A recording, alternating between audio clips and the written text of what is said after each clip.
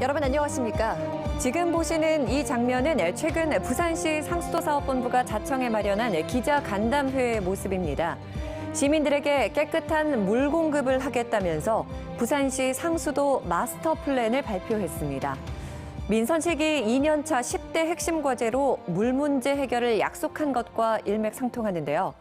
그런데 이런 와중에 최대 수돗물 공급처인 덕산 정수장이 지난 여름 가동 중단 직전까지 갔던 사실이 뒤늦게 드러났습니다. 정수 능력을 넘어선 극심한 녹조 때문이었는데요. 쉬쉬하던 당시 부산시 내부 보고서를 취재진이 입수했습니다. 문제는 이런 상황이 또다시 벌어질 가능성이 있다는 겁니다. 위태로운 부산의 수돗물 문제, 사흘 동안 연속 보도해드리겠습니다. 조재형 기자가 취재했습니다. 무더위가 극성을 부린 지난해 여름 낙동강 모습입니다. 달성보부터 합천보, 함안보까지 대형보 주변은 녹조라떼란 말을 실감케 합니다. 부산 수돗물의 절반 이상을 취수하는 메리 취수장도 상황은 같습니다. 늪지대라 해야 되나 뭐 그런 느낌이에요. 썩은 냄새. 썩어가지고 좀 역겨운 냄새 있잖아요. 하수구가 더 좀 안 좋은 것 같아요. 취재진이 입수한 덕산 정수장의 내부 자료입니다. 최악으로 치달은 당시 비상 상황이 고스란히 기록돼 있습니다. 취수장 수질은 평균 5급, 한때 6급까지 악화돼 생활용수로도 사용이 불가능한 지경입니다. 조류 경계 발령 기준은 남조류 10,000셀 이상, 이땐 10만 셀을 넘어 46만 셀을 기록했습니다. 조류 차단막 효율은 2~3%에 그쳤고 이물질을 가라앉히는 침전지와 모래, 입상 활성탄 여과지도 기능을 상실했습니다. 이 내부 보고서는 더 이상 손쓸 방법이 없다고 최종 언급하고 있습니다. 모래 여과나 활성탄 여과지에서 공급을 메워버리기 때문에 실제로 물이 나오질 않는 거죠. 막혀버리니까.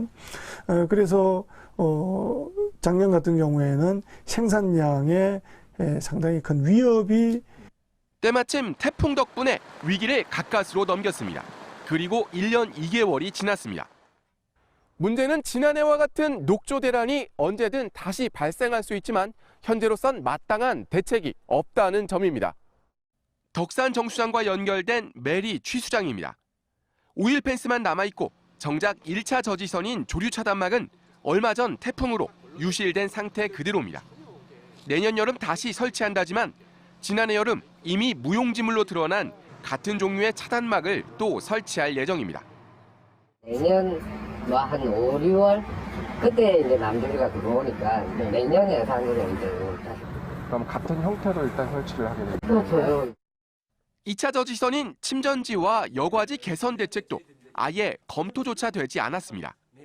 다만 조류 제거 공정을 추가하겠다는 건데 효과도 내년 설치도 불투명한 상황. 여기에 취수탑 설치 계획을 발표했지만 언제 어떻게 설치한다는 말이 없습니다.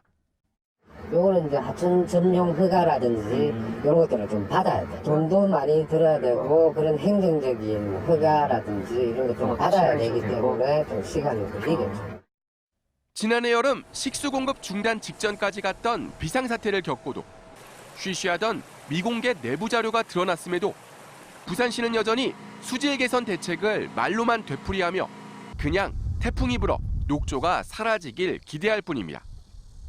남조류 독소인 마이크로시스틴은 심각한 간 손상을 일으키는 걸로 알려져 있습니다.